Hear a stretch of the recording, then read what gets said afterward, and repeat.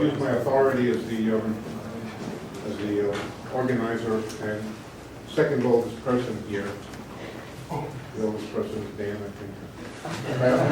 We go with all I've used my authority to cheat. In particular, I scheduled Adam just before lunch so I could give him an extra 15 minutes. That's self-serving, nearly self-serving, and I also did the same with myself in the evening. And I apologize to all the other speakers, but not too much. Adam. Thank you. I'm going to be talking about complexity and black holes, and in particular, the holographic complexity conjecture. The holographic complexity conjecture goes back to a paper by Lenny from 2014, and has now received contributions from a great many of the people in this room. I am not speaking to that group of people. In fact, my talk is going to be aimed at the complement of that set. It's going to be aimed at the complement of that set, trying to persuade you of three things. First of all, that this conjecture is at least somewhat well-defined. Secondly, that there is at least some reason to believe this outlandish conjecture could be correct. And thirdly, to try and get you to switch sides and join the first set by persuading you that there are interesting problems to which you can make important contributions. So, on the face of it, it seems somewhat yes? That complement, the complement is with respect to which universe? So like includes people who are not physicists or, you know. Yeah, you too. It includes people, everybody in this room. Okay.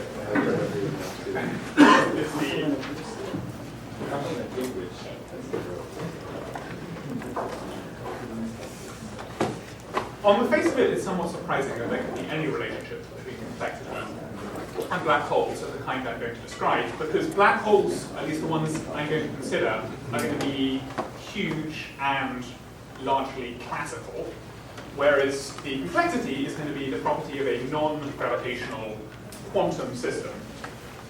However, there's a good precedent for this kind of equivalence, and that is the holographic equivalence itself, which takes the clearest form in the ADS-CFT conjecture, which says that there are two theories that are secretly the same theory. One theory is a non-gravitational theory, a very quantum non-gravitational theory, and the other is a theory of quantum gravity, but is a largely classical theory in the regime I'm going to be looking at, theory of quantum gravity. That is the idea of holography that takes its most crystalline form in the ADS-CFT conjecture, and that's the context in which the holographic complexity conjecture that I'm about to describe is going to be formulated. So, in particular, the black holes are going to live in the ADS-CFT conjecture on the ADS side. They're going to be the gravitational, largely classical theory, whereas the other side of the duality is going to live on the CFT side of the ADS-CFT duality, and the statement is going to be that some classical property of black holes is going to be dual to a quantum property in the quantum computational complexity of the boundary state. Good. That's the structure of this complexity, of this conjecture. And it also has a question mark at the end indicating that this is not assured yet. This is still conjectural. Nevertheless, there is... I'm sorry I gave you the extra 15.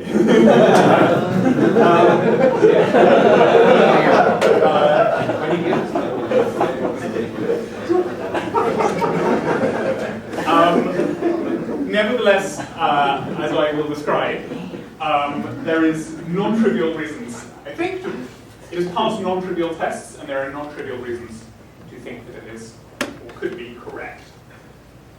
Okay, so black holes first, and then I'll tell you, I'll define what I'm talking about here, and then I will define what I'm talking about on the complexity side. So the black holes I'm going to be considering are, we're going to be interested in a particular classical property of black holes, which are solutions to a gravitational theory. And the particular property that I'm going to be interested in is going to be the size of the wormhole, which I'll make more precise later, the size of the wormhole that lives behind a black hole horizon. In particular, I'm going to be looking at large Schwarzschild black holes in ADS space. That's just the simplest holographic system in which to investigate this question. I wrote down the metric on the board. This is the metric. This is the Penrose diagram. This is a diagram that represents this metric. In particular, it represents the causal structure of this metric. Since the board is two-dimensional, this diagram is anyway, and the metric is four-dimensional, you have to suppress two dimensions. And I'm just going to remind you some geometry facts about the ADS Schwarzschild black hole. And so this region is the region outside the black hole, r bigger than the horizon radius. That's where we live. This region here is the region inside the black hole.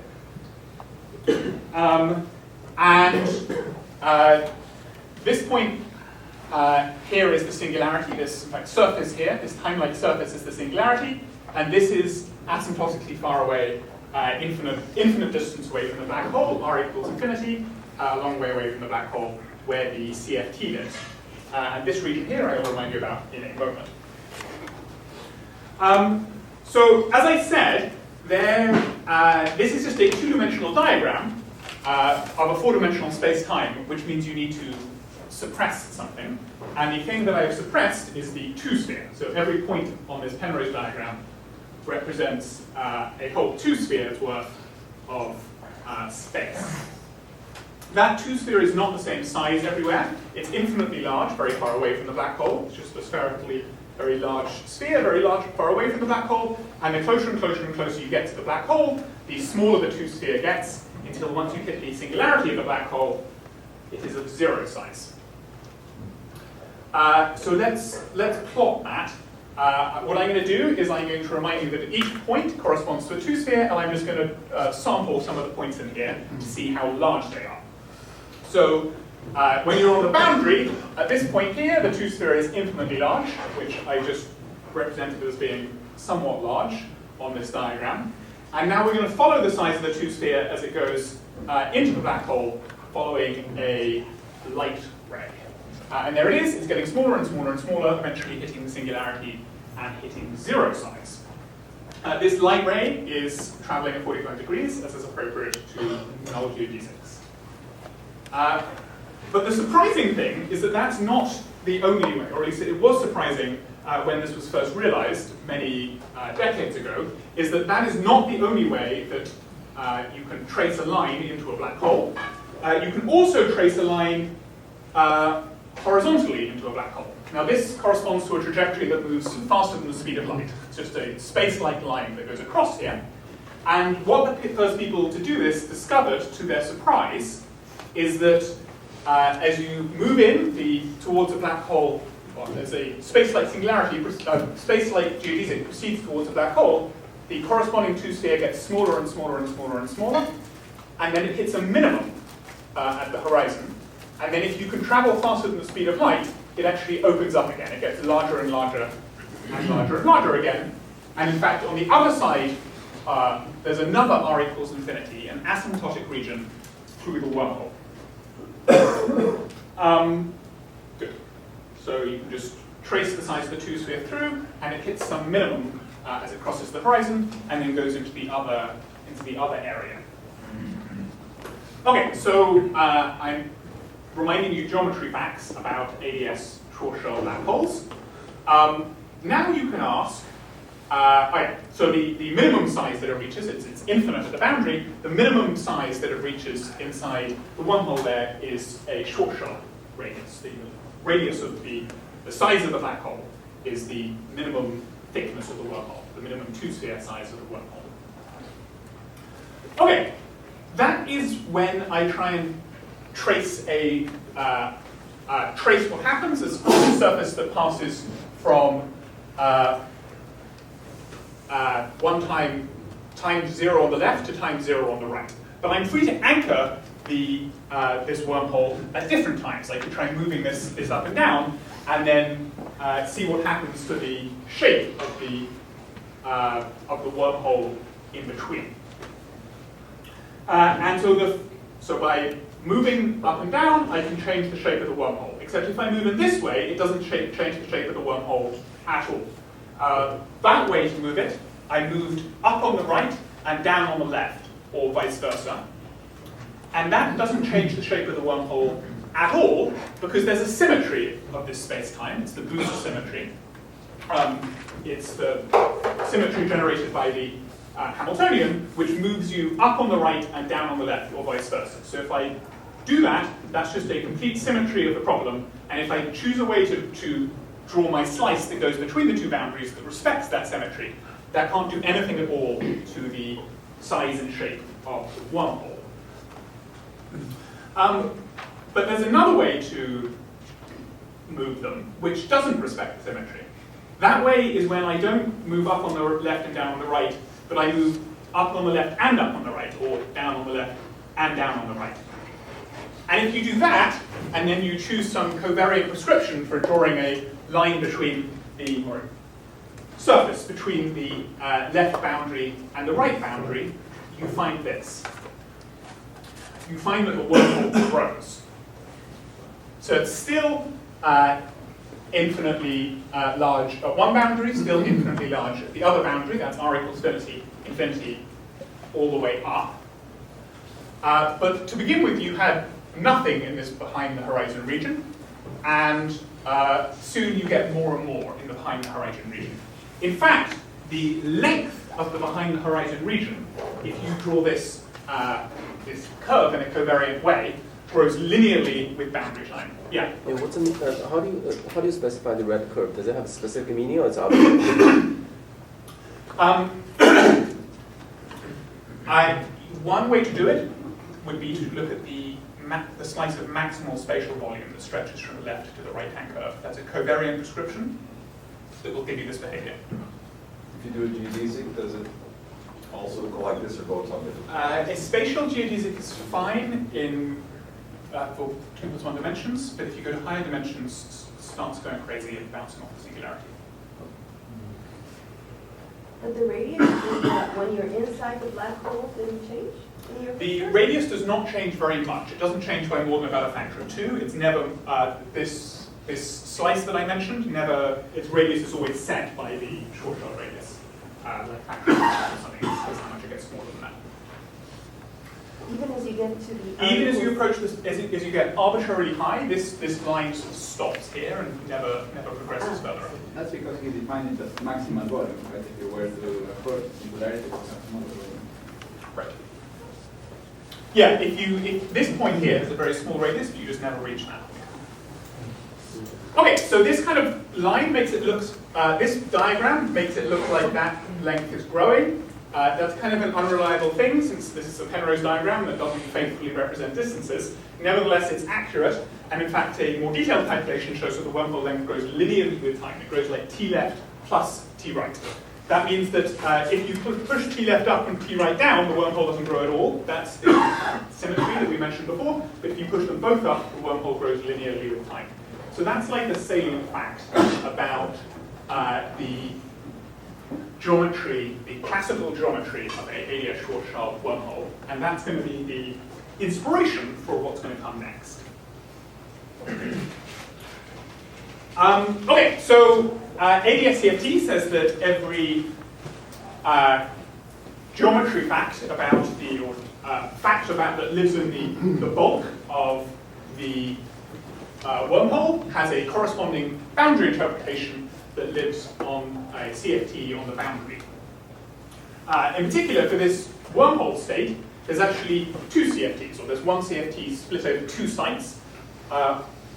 One of them lives on the infinitely large 2-sphere on the left, and the remainder lives on the infinitely large 2-sphere on the right. And the state that is meant to be dual to the ground state of a ADS-Schwarzschild black hole is the so-called thermofield double state. It is a pure state when taken over both CFTs, that is entangled, strongly entangled between the right and the left CFT with an entanglement entropy given by the entropy, the Bekenstein-Hawking entropy of the black hole. That's the state when we, that's the state at a given time, and the time that I've written down here is t left equals t right equals 0. 0 time on both left and right boundaries. At some other time, the state is given simply in this energy eigenbasis just by time evolving the thermal field double state. Once again, you see that the same boost symmetry that was present in the bulk is also present on the boundary, and for t left plus t right equals 0, running one way and the other way, the state doesn't change, but at different states, it does change. So there's a rule, if you believe in the holographic conjecture, and the rule says that every state, every property of the bulk has to have a corresponding property of the boundary, and vice versa. Every gauge-invariant property. Yeah, every property that's actually a property of the state, rather than of your description of the state, has to have a corresponding property on the other side. Property is a delightfully vague word.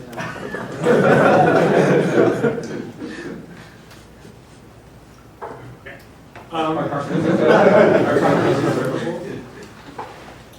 Properties do not have to be observable. They can be non-observable. They can be non-linear operators on the wave function, but they must be some. Well, it could be the wave function itself. Yeah, for example, the wave function itself. So the question is, what is the CFT joule of this linear growth of the wormhole? The wormhole is growing linearly with time. What is the property of the conformal field theory that is also growing linearly with time and is joule, therefore, to this linear growth of the wormhole? While there is a rule that every property on one side has to have a corresponding property on the other side, there's no rule that a simple property on one side has to have a simple corresponding joule on the other side. And in fact, our conjecture is that it's the opposite of simple. It is in fact complexity itself that is joule to this linear growth of the wormhole. Yeah? Yeah. Well, even when you say linear growth, I mean, the value of it at one time, is it true that you conjecture also that if a property on one side is dual to a property of the other, that their time dependence is the same? That is going to be, yes, that would be part of the conjecture. It's a state-to-state correspondence, amongst other things, that would say that one state is dual to the other state. Yeah? If appear outside the field, what does TFD stand for? TFD stands for thermal field double, which is just the name that is given to this state. It stands for the right-hand side. Yeah. If you want to put a third line in there, then Complexity here, you mean starting from some Besenfeld state. let me address that right now by asking what do I mean by complexity?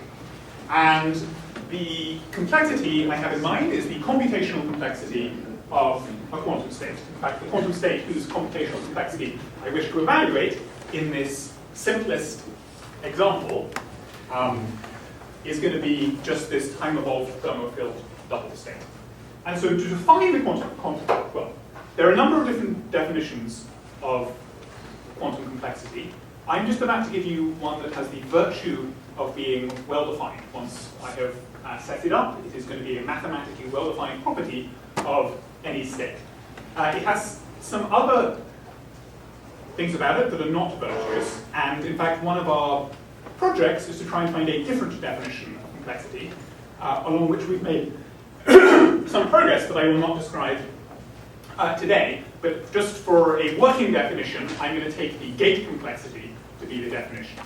So the definition says that starting in a simple reference state, and for the purposes of today's talk, you can just consider that to be the thermofield double, the T equals 0 thermofield double state.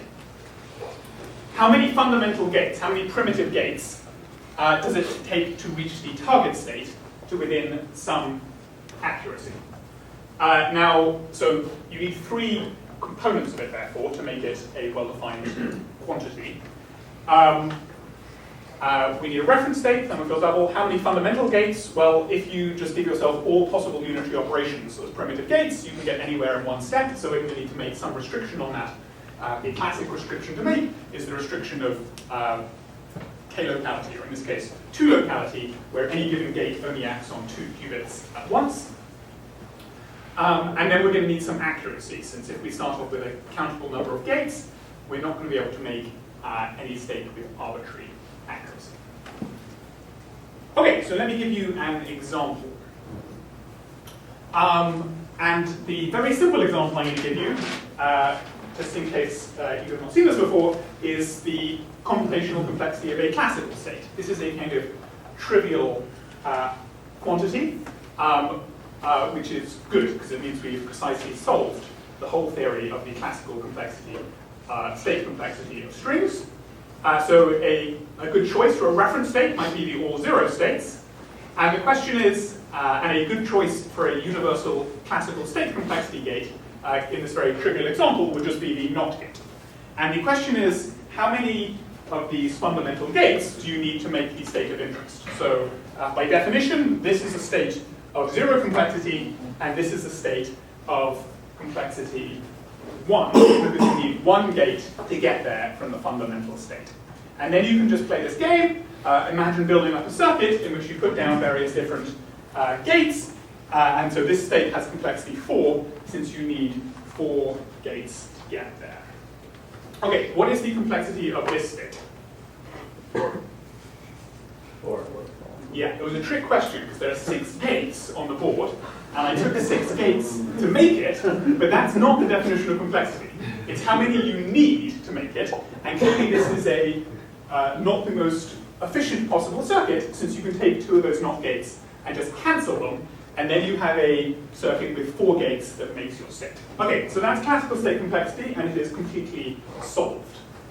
Now we want to play the same game with quantum complexity. Yes? Yeah, that's a kind of trivialized way of doing classical complexity. Go ahead. Right, this is not, I have not solved classical complexity theory. I have just solved classical state complexity when my primitive gate is a non-gate. But by the way, even for classical probability distributions, it would always That's true. be way more interesting. Classical functions, classical probability distributions, all of these things are more sophisticated than classical state complexity. That's not what I'm describing right now. One very minor comment. So I think classical probability distributions is quite similar to wave functions. So they would have complexity properties similar. That is absolutely true, yeah. I absolutely disagree. Okay, I definitely agree that all of those things you mentioned are more sophisticated than classical state complexity, but they are, for that reason, not good foils to the quantum state complexity. If you want to do in bits of pi, how would the complexity go with the number of bits of pi that you chose? Would it just go linearly with the number of It would bits? go up linearly with the number of bits. So even though there's a nice algorithm for generating Correct. pi, This is definitely non-common. Yeah, that's what I was getting at. That This is gate complexity. I'm counting the number of gates. I am not counting the length of the minimal program, for example, that would generate it. Pi, as you know, has a small or program really generator. the time of running the program, or any of that. Yeah, okay. I am the definition that I'm setting up, that I'm taking this very simple example in order to persuade you of, is that I'm counting gates. Okay. Okay, so now you can play the same game with a quantum state. Let us start in this example with a very simple unentangled state on n qubits. And now, if you want to, because of the existence of entanglement, everything is going to be more complicated. In particular, 1 qubit gates are not going to be universal, since they can't generate entanglement between 2 different qubits. However, you don't need n qubit gates, because you can build up the entanglement by acting with 2 qubit gates. And so now you play the same game here, and you just start laying down quantum gates, and then you count them.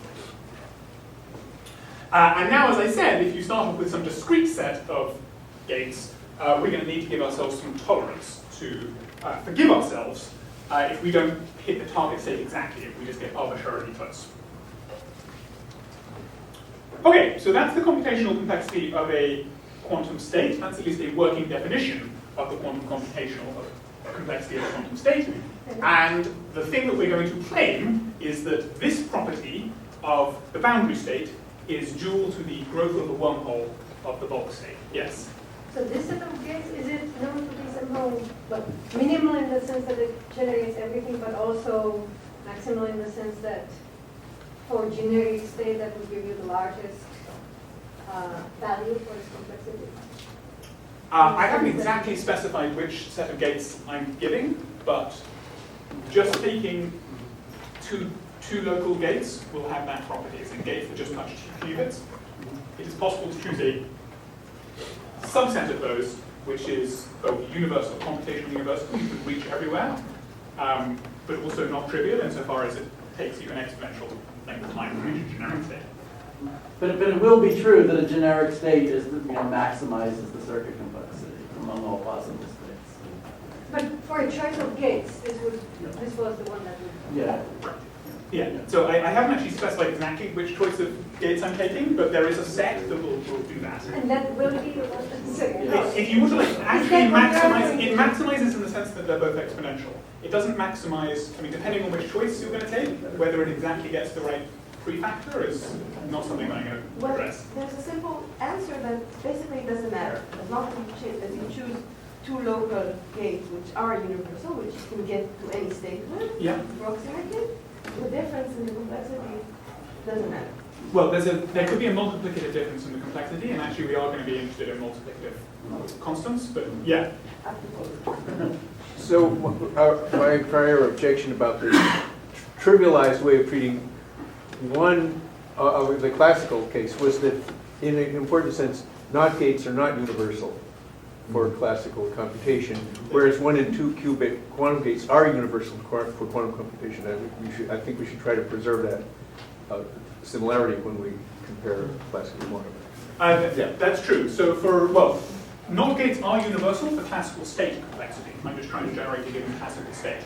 They are not universal for classical functional complexity or classical probability distribution complexity.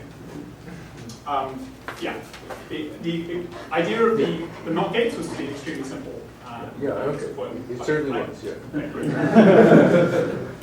Irritatingly simple. There's a question. Adam, how do you define the accuracy? Is it a function of the overlap between the states? Because if you have an eigenbase... So one option would just be to take the inner product distance. There are more sophisticated things you could do, but let's just take that as a working definition. Okay, so as I said, we're going to take something to do with the quantum computational complexity of the boundary state is going to be equal to something to do with the size of the wormhole in the ADS-CFT, in the ADS-Schwarzschild black hole. Okay, so the very first piece of evidence is going to be the evolution of the complexity. How does the complexity evolve for a generic quantum state? And now I'm going to take this, what's the word, infuriatingly simple system of n classical bits as a foil, and remind you that there are 2 to the n classical states. The maximum complexity is clearly n, and if I just start taking gates and just throwing them down randomly, NOT gates, 1 every second, let us say, the evolution of complexity when n is large will look like this. It'll grow linearly with time to begin with, because every time I throw down a NOT gate, I'm highly unlikely to hit a bit that I've already hit with a NOT gate. It'll then keep growing linearly, in fact, or almost linearly, until we reach n over 2. Once half of the bits have been hit with a NOT gate, throwing down more NOT gates will just as likely hit a 0 as to hit a 1, and so the complexity will then level out. This is in the very large n limit. There will be, of course, fluctuations around this half. Okay, that's how it works for classical states, definite classical states with a NOT gate. Let's compare that to how it works with quantum states of n qubits. Still, in the quantum case, there are 2 to the n exactly orthogonal states. Those are just the bases. This is a convenient basis to take, the binary counting bases. But now, crucially, because of entanglement, there are 2 to the 2 to the n almost orthogonal states. And by 2 to the 2 to the n, I just mean doubly exponentially large in n. If you ask for how many states are there, all of which are, how have only a small overlap with each other, the answer is doubly exponentially large. This is the crucial fact of quantum entanglement. And so a good example of that, or it's actually not quite an example, but it's almost an example, would be you just choose the diagonal states, the random plus or minus 1 in front of all of these. Any one of these is almost orthogonal to almost all of the others, though not quite all of the others, and there's clearly 2 to the 2p error. The famous Hilbert space is huge fact. Yes? I think this way of thinking about it sort of exaggerates the difference between classical and quantum mechanics. I think the analog thing in classical mechanics would be to talk about the probability distribution on any base. Yeah, I definitely, so any question of the form, isn't this a bit trivial? It is definitely true. This is the only purpose of this is to serve as a foil for the quantum case. It is true that classical function complexity, in which the n versus np problem lives, and also classical probability distribution will all be exponentially large, will be more likely the quantum case than the classical case. Well, I mean, Exactly this reason. but it is interestingly not the case that there is a doubly exponential number of probability distributions, every pair of which has only epsilon, total variation distance from every other, right? That really is That's a big specific to difference, quantum. yeah. That really is specific to quantum pure states. Doesn't it depend on the distance you're using? Yeah, it depends on the distance. I mean, but you could get lots and lots of distributions with variation distance a half, but not variation distance epsilon. Having the face is the essential. Or, sorry, one minus epsilon, not inner product epsilon. I'm sorry. Okay. Okay, and so that means that even though the total number of circuits you get clearly can't be more than the number of gates you put down times the number of possible places one could place a gate to the number of gates, and that means that the complexity, the state complexity, cannot be more than, can be, a counting argument tells you that unlike in this classical case where the maximum number of gates you ever needed was n, quantum mechanically you generically need an exponential number of gates to make the state of interest. That is an interesting fact. Isn't the real analogy that n qubits is like 2 to the n bits? In some way. It is neither like 2 to the n bits because p is not as powerful as because BQP is not as powerful as x, nor is it like n bits because BQP is more powerful than p. It's an ontologically different. What did you call it in that cartoon? Yeah, it's a different ontological category. Yeah. You try to round it down to n bits or up to 2 to the n, you'll make mistakes. Classical strings of length are countable infinite, the others are a continuum. That is true, but not actually the essential difference here because you just, the epsilon makes it a okay. Okay, so the claim then is that the quantum computational complexity of the boundary state is dual to, in some sense, the size of the wormhole. And we've in fact seen the first pieces of evidence for that. The first piece of evidence is that they are both expected to grow linearly at early times. And the second piece of evidence is that they don't stop growing linearly at early times. They both, in fact, continue growing linearly, it is believed, for an exponential length of time. And that is a non-trivial piece of evidence, because most properties of the conformal field theory on the boundary that you might wish to write down as candidate duals to this linear growth of the wormhole, most candidate properties would fail this second test. Most candidate properties would cease to continue increasing once you reach thermalization. You really need a very fine-grained property. After this system is thermalized on the boundary, it is very hard to tell, once it's already reached thermal equilibrium, that there is anything non-trivial that's still evolving, that's growing linearly in that system. Quantum computational complexity is such a property. What you said is actually right, but there's a hidden word in there. Most properties will do exactly this. That's right. Most properties that you can write down Good, yes. So most of the things that will pop into your head will not do this, but in fact almost every property will do this. Every sufficiently fine-grained property will do this. Okay, so that's sort of somewhat impressive, not tremendously impressive, given that you just are matching two linear growths and everything's linear to first order. The fact that they keep going at late times is more impressive, but there's actually going to be some more convincing evidence in a moment. Before I get to that, let me make this conjecture somewhat more precise. I just said size of wormhole. Let me describe actually what the rule is going to be for the size of a wormhole. The size of the wormhole rule is the following. Choose the state on the boundary, which means choosing t left and t right, which needn't be the same, whose complexity you're going to measure. What is the geometric construction in the bulk that gives you that complexity? And so the rule is this. From that boundary, send in, both forward in time and backwards in time, light shells until they either hit the singularity or meet. Color in that internal region, and then calculate the action, by which I mean the full Einstein-Hilbert, including all boundary terms and corner terms, whatever the action of the theory that you are considering, calculate the action of this region, the Lorentzian action of this region. That is in fact the quantity that we're going to be interested in. That is how we're going to characterize the size of the wormhole. And sure enough, just as that intuitive geometric picture I showed you demonstrated, this grows linearly with time, at late times. Okay, so this is a good candidate. The action is naturally dimensionless, or at any rate it is once you divided it by h bar. You can also calculate the rate of change of action at late times as I push t left and t right up.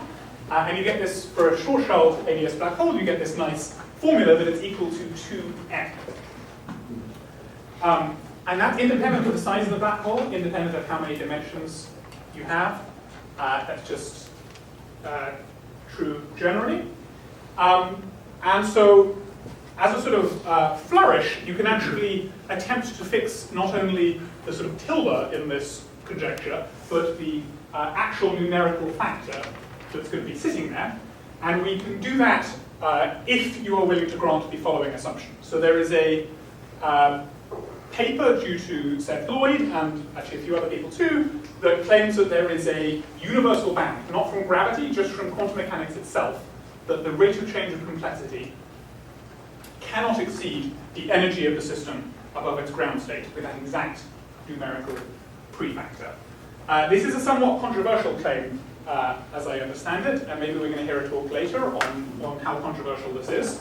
But for our point of view, if you believe that to be true, and you believe that black holes saturate these bounds, and there's a long tradition in quantum gravity of black holes saturating information theoretic task bounds.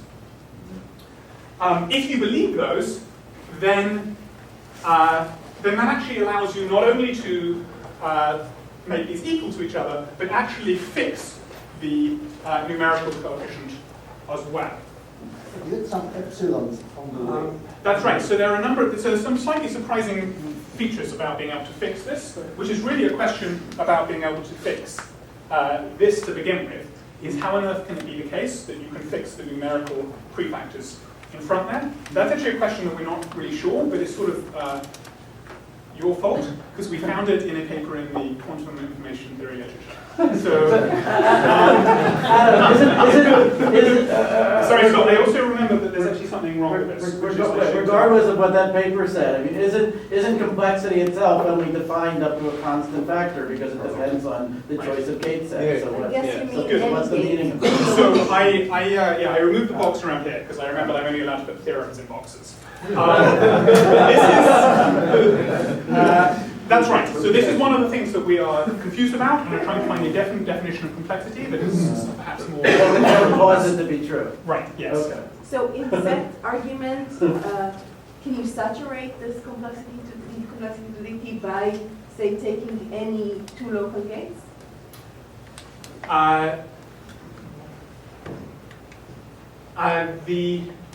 Right, so this is sort of part of the same question of what does it mean to fix the prefactor in front of complexity when there seems to be a multiplicative ambiguity. This is something that we're not, I mean, this is a sort of optional extra. If you take this definition, then you get this prefactor out front here. Whether there is a sort of natural definition of complexity in which the prefactor is well defined seems to be a open question that we do as well. I mean, one way to fix the prefactors is for a given definition of complexity, you know what is its maximum for a given number of qubits, right? So if you could independently work out what is the maximum of the action over pi h bar or whatever, then that would fix the, the numerical constant. Yeah. Right, yes. Okay. Yeah.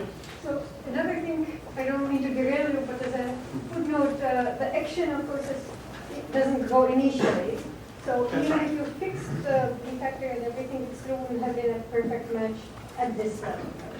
That's right. Initially, the action grows more slowly than linearly. It very soon settles down to this behavior, but there's some ramp-up time during which it seems as though if you were minded to take that ramp-up time literally, on interrogating scales smaller than the ADS scale, you would say that there's some acceleration time once you turn on your black hole before it starts computing the full rate. Yeah. What is your proposal for relative complexity between two states at different times? Yeah. So I will maybe mention this at the end. What I'm describing here is a notion of absolute complexity. As in, complexity of two states is a relative concept. You have a reference state and a target state. Yeah. At the moment, we only need to know how to change the target state. We don't know how to change the reference state. It would be great if we had a more general formulation in which you could change both the target state and the reference state at will. We do not have that at the moment.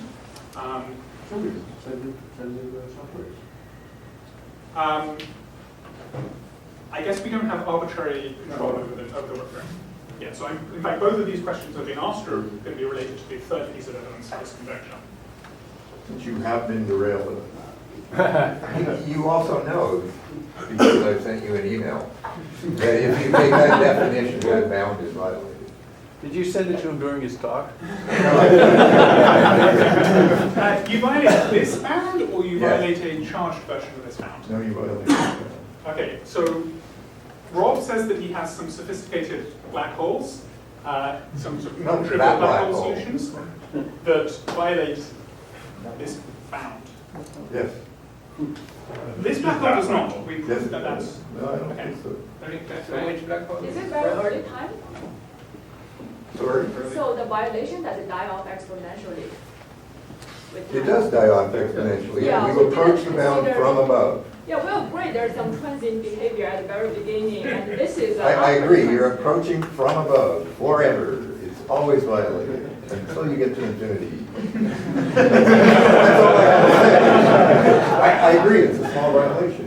Okay, so up to exponentially small corrections, this seems to be satisfied by all black holes. Just change it to 1. 2.01. So it sounds like an overlap. Okay, so evidence. Both grow linearly. Both can continue to grow linearly for an exponentially long time. The third piece, that's just, both of those things I've described are just about these very simple ADS Schwarzschild black holes. Now you cover the conjecture is meant to be true not just for one solution, in which case it would be a rather trivial and useless conjecture. The conjecture is meant to be true for all solutions, or at any rate all holographic solutions. Conjecture of the relationship between the complexity and the size of the one. So what you want to do is take this very simple, austere ADS Schwarzschild black hole and start perturbing it. And the way we're going to perturb it is we're going to go in and we're going to tap the boundary.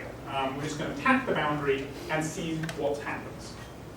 And what we'll see is that this also matches. This is a non-trivial piece of evidence that something interesting is going on.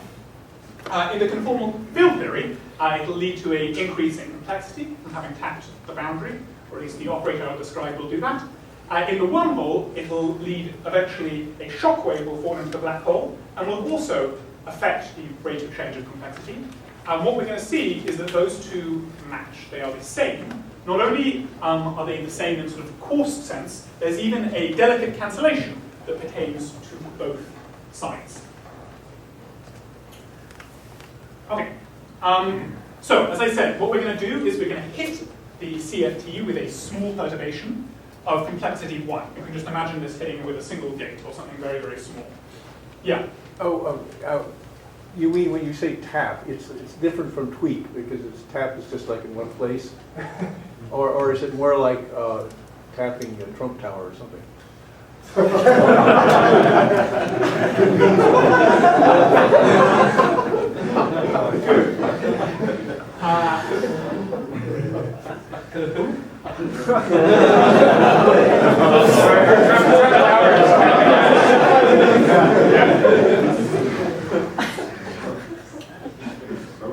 You can make jokes about the dear leader.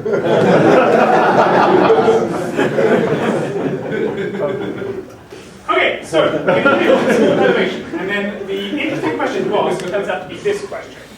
You hit it with a small perturbation, and the question you ask is, well, just asking what the complexity of a small perturbation is isn't an interesting question. The answer is just 1. The interesting question is asking this question, which is a kind of counterfactual question, where you time evolve backwards in time for some time, then you hit it with a small perturbation, and then you time evolve forward in time for the same amount of time, and you ask what the complexity of that operator is. So this is a counterfactual history question. It says, suppose you take the state now. How different is that state now from what the state would be now if at some time t in the past you had hit it with a small perturbation? So is it like Loschmidt-Echo? Yes. It's exactly like the Loschmidt-Echo. So you evolve backwards with time, you inverse, hit it with a small perturbation, and then just let everything evolve as it would otherwise have done. And the question is, how different is the state now from what it would be had you perturbed it sometime in the past, back in 1985? Small perturbation in 1985, large perturbation today. This is the operator that we're asking about. The question is how complex, how different is it? What is the measure of the complexity of that difference?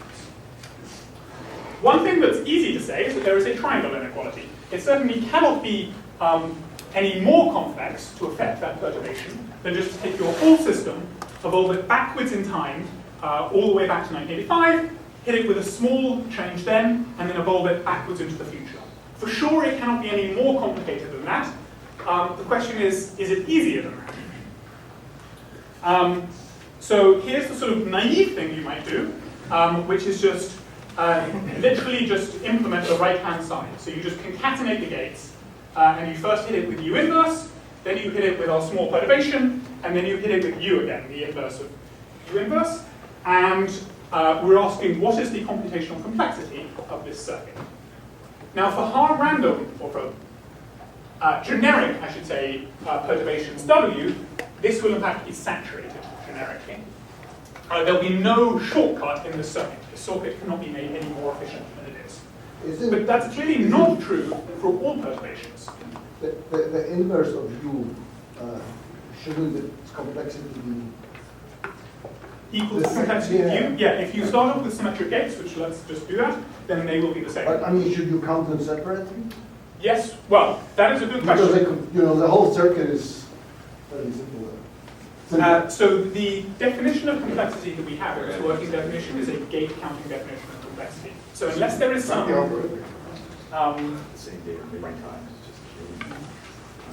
okay, so generically then, for a generic W, this in fact will be almost saturated, this inequality.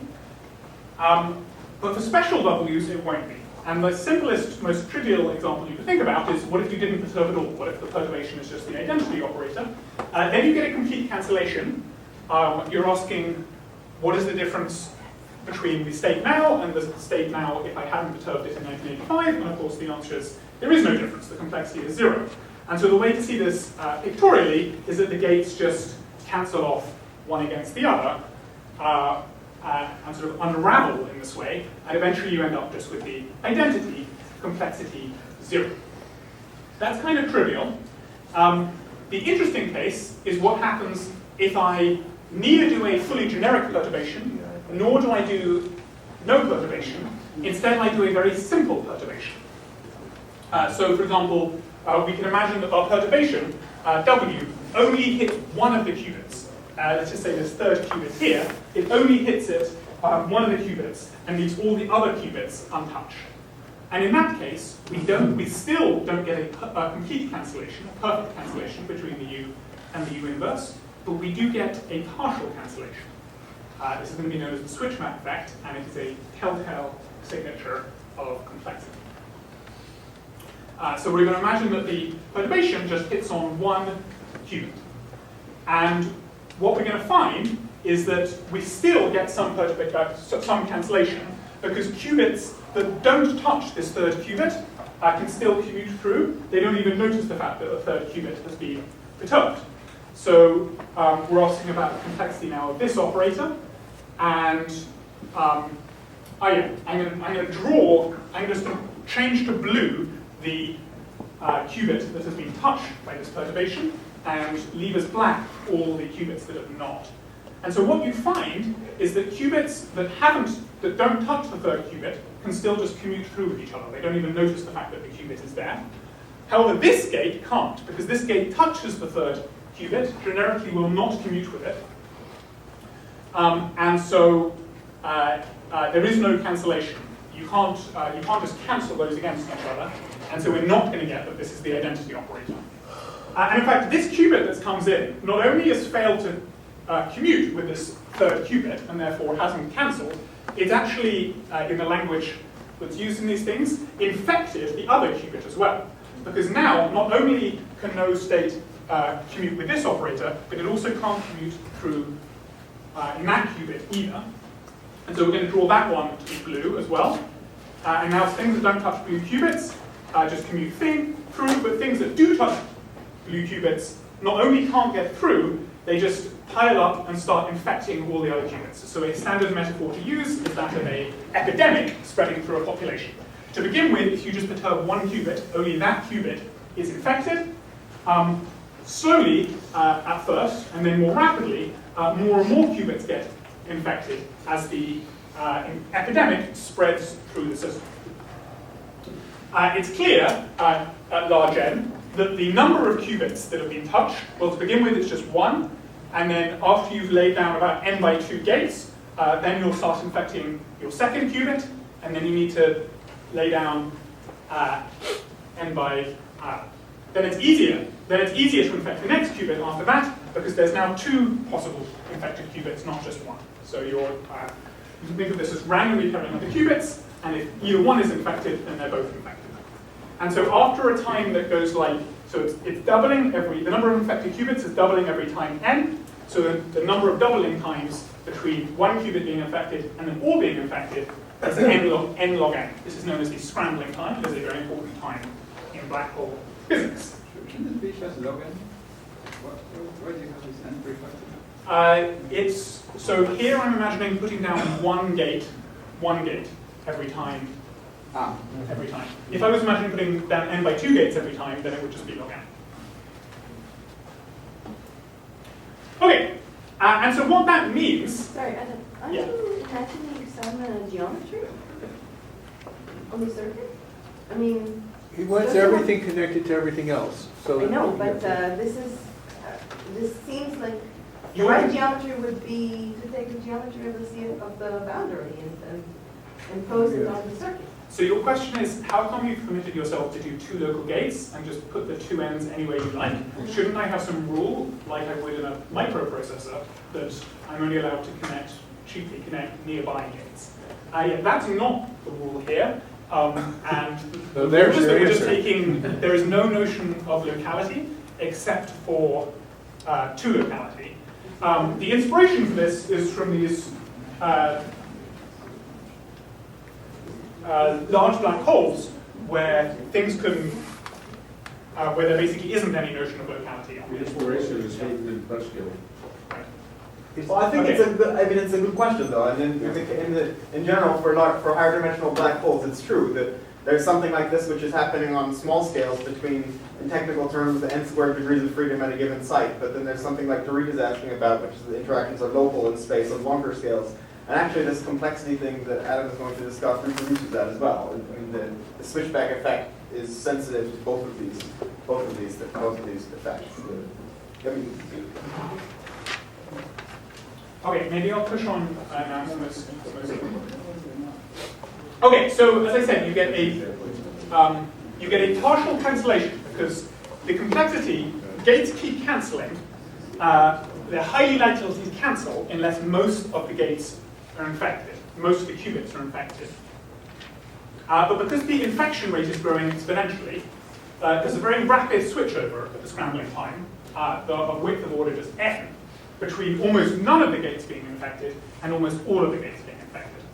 And that means that the first n log 8, n gates that go through are highly likely to cancel each other. After that, they're highly likely not to cancel each other. They're highly likely to get trapped, caught in this way. And that means that the complexity of this operator, this precursor operator, is given by the complexity of its constituent parts, and as you say, this is going to be equal to that, minus n log n, minus the number of gates that goes through before it catches itself and stops cancelling. And so this is very interesting. Notice that this is not at all like Pythagoras' theorem, where if you take shortcuts, you can generically, the longer the arms of Pythagoras' theorem, the more you save by taking a shortcut along the hypotenuse. This is in fact, I'll make the statement, more like Pythagoras' theorem in a negatively curved space, in a hyperbolic plane, because in that case the shortcuts are limited and they're never more than n log n. Okay, so that's what you find on the complexity side. You find that you get shortcuts at early times, but at late times the shortcut that you get by making a more efficient circuit to make this thing is only, the complexity of that only uses n log n fewer gates than just concatenating the three constituent circuits together. That's on the complexity side. Now let's ask if we see the same thing on the black hole side. And in fact, the answer is yes. So I'll remind you that for an unperturbed black hole, this was the rule. You send in light rays, you color that in, and you calculate that action. Now we want to perturb the black hole. Perturbing the black hole is going to mean that we're just going to tap the boundary. The tap doesn't, we saw on the CFT side, doesn't do much to begin with, because it takes a while for the perturbation to chaotically spread itself through the system. But once it's spread through the system, after that length of time, it's then a huge perturbation, and so you pick up the full weight of the constituent pieces. Exactly, or a very analogous story is going to pertain here. You're going to tap the boundary, but you're going to tap it very gently. You're going to tap it with just a sort of single thermal gravitons worth of tap. And that also is at early times going to have only a very small effect. It'll have a very small effect, and so it looks like it can't change the action at all.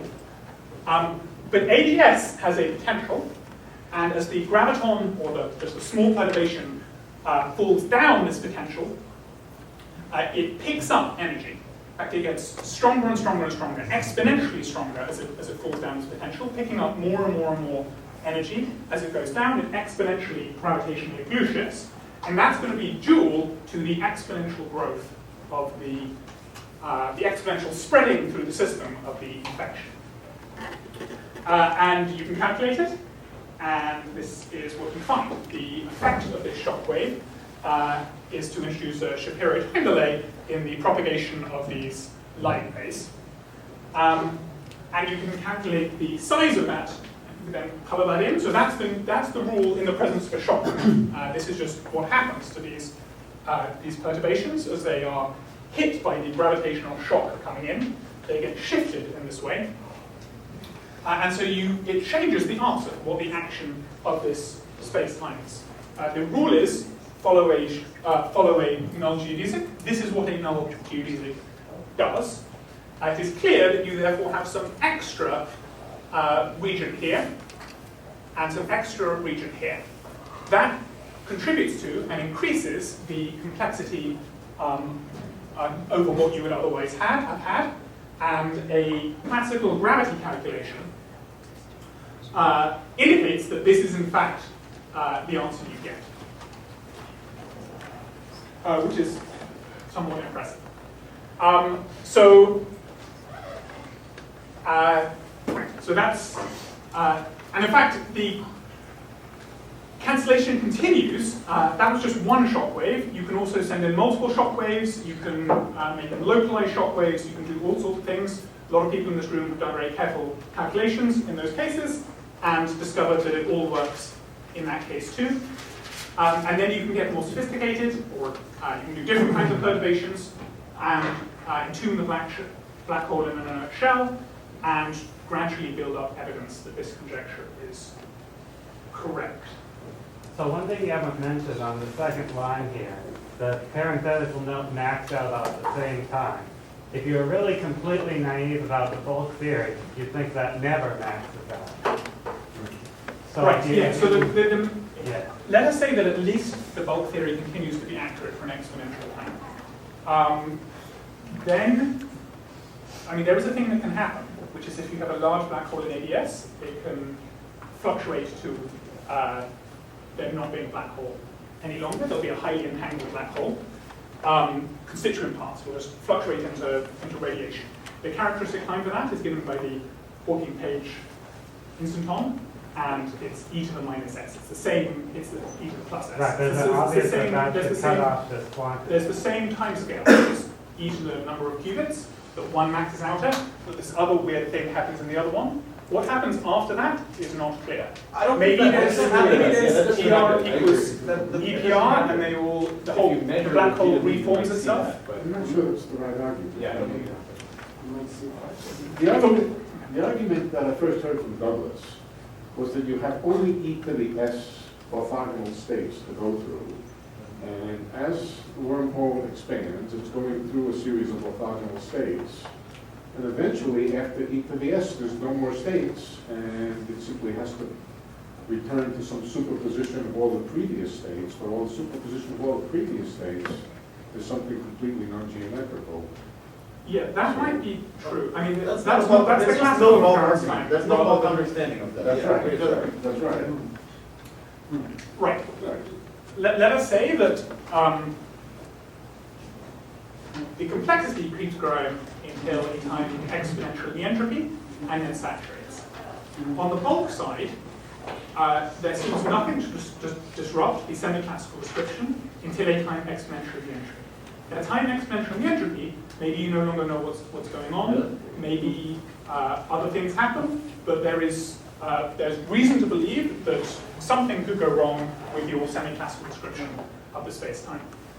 So there's those two matches. We have sharpened what goes wrong. Yeah. I mean, we shouldn't claim we understand it. I wouldn't claim that we understand what goes wrong. I would say that we understand that something couldn't go wrong, but no earlier than an exponential time. But it seems fair to say that this flatlining after exponential time is not something that we have two independent pieces of evidence for. Right? The other things we have two independent pieces of evidence, but not that. I don't think. Right. Yeah. I mean, seems so like the same argument on both the sides. impressive thing is meant to be that it's exponentially large at late times. Yes.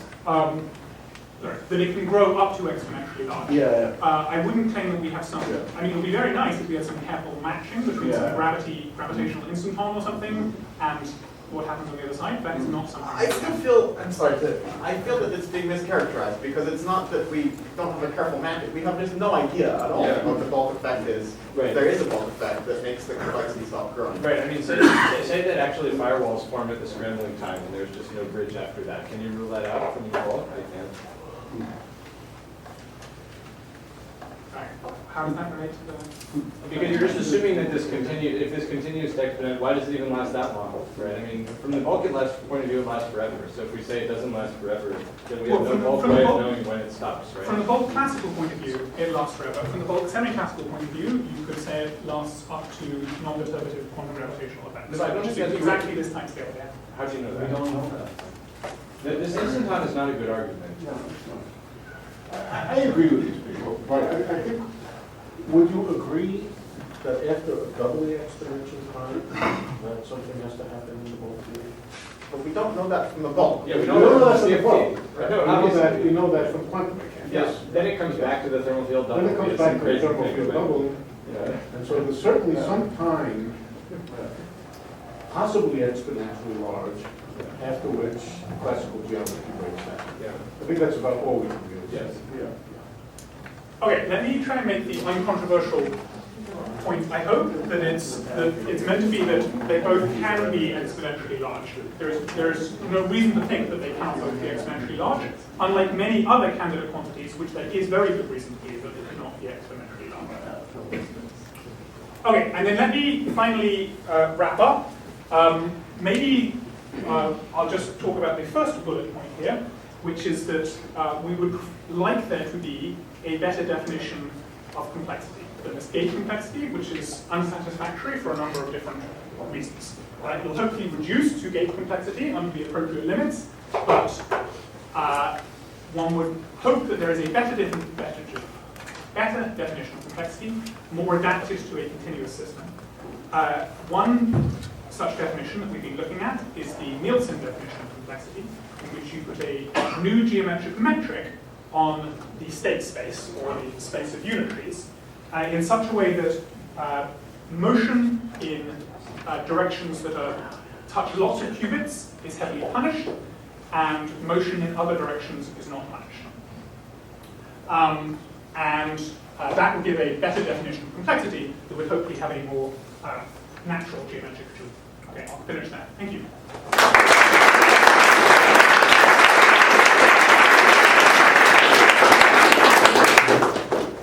I think I made the right decision of letting Adam have that 15 minutes. Part of the reason was because I knew he would be very pedagogic and help us communicate between the two different groups of people. So thank you, Adam, very much. And thank you for your wonderful visuals.